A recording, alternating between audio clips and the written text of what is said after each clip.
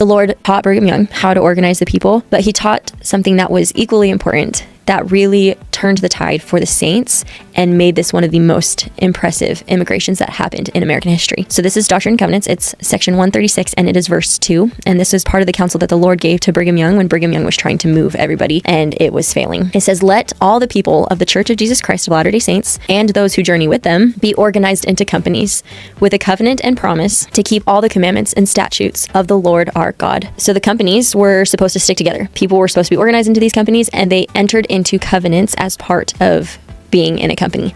These two principles, organized companies and making covenants, that's what changed the game. That's what changed everything. First principle, they were organized into companies. When it came to people moving westward, whether they were saints or non-saints, the people who were moving westward, the way it usually looked is people would travel together for protection, but companies would break apart and come back together with new members, and they would trade companies and switch around all while they were traveling along.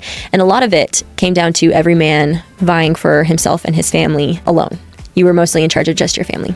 Brigham Young organized everybody into these companies, and there were leaders of different numbers of people so that everyone had responsibilities and everyone was supposed to stick together. Everyone in that company, if one was going to make it, they were all going to make it together. They were unified and they were meant to be together. Number 2 principle was a spiritual one. It emphasized the eternal nature of the work that the saints were performing, and it also emphasized who they were worshiping, the God of Israel, the God who has moved countless numbers of people to new homes.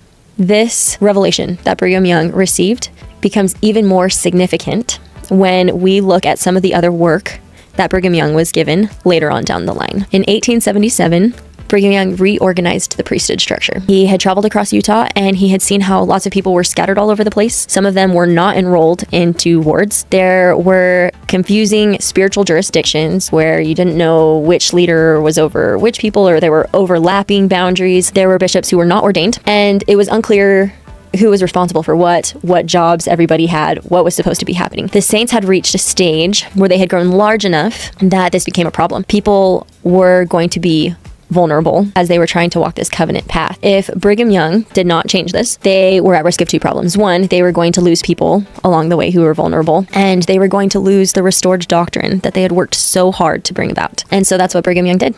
With the direction of the apostles, he traveled around, and the apostles traveled around, and they organized wards and stakes, and all the bishops were set apart, and everyone had a ward family and a leader. Roles were clarified so everyone knew what they were supposed to be in charge of. And so this lessened the gaps through which people could fall through. It allowed the Lord to guide his church and keep his restored doctrine pure. It's hard to overstate the unglamorous importance of what Brigham Young did in reorganizing this priesthood structure so that no one would get lost along the way.